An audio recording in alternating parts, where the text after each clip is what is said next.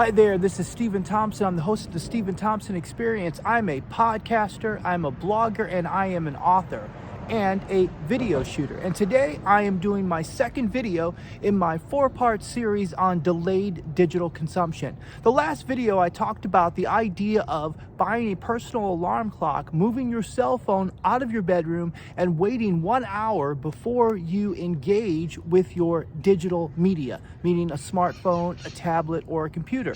Today I want to talk about the idea of delaying your digital consumption when there are tragic events going on in our country. So, as you have seen in the last couple of weeks, we've seen mass shootings in Buffalo, we've seen a school shooting in Texas, and that hits me hard because I am an educator. I taught 4th grade. I work with students each and every day. I'm a principal of a school right now for students with special needs, and when I see children harmed, when I see my profession harmed, I have to do active shooter drills, and these concerns go through my head on a daily basis. And also, as a parent of a child in middle school, I worry each and every day. So what I do in these times is I stay away from social media as much as possible, social media and the news, because that doesn't help my mental state.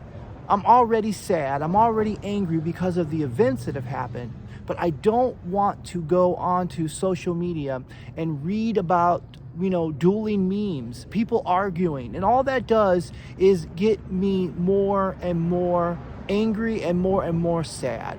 So I don't want to engage in social media, a lot of digital consumption during that time.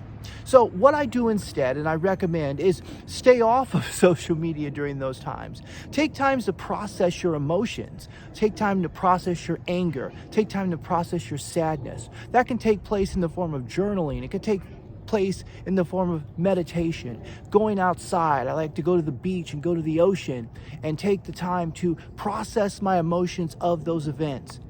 It could take the practical steps of writing condolence cards to the individuals who are suffering right now. It could be, if you want to engage in a form of activism, writing a letter to your elected officials. You see, those are the people who can directly impact the situation. Think about it realistically. You put up a meme on Facebook or Instagram, and you are engaging in conflict with another person who is not a decision maker. That person doesn't need comfort because they're not experiencing loss, and that person doesn't have the ability to bring about change that you so desire.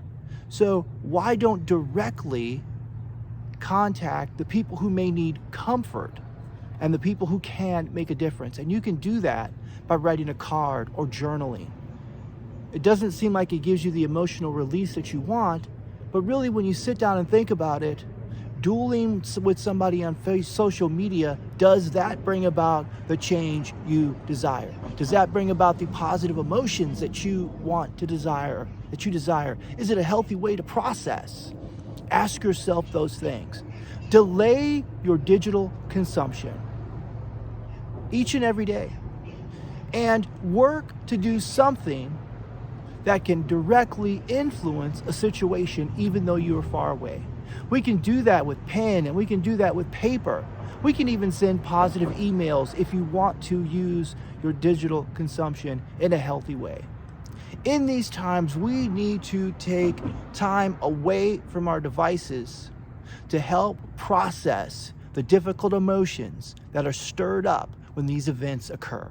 And then we could become the type of people who provide comfort to those who are mourning. And we can provide leadership in times of crisis from the places where we lead from. So, this is my second video on delayed digital consumption. I'm coming out next week with a third. And at the end of this 4-part series on digital consumption, I will go back and give away prizes to encourage delayed digital consumption. So this has been Stephen Thompson.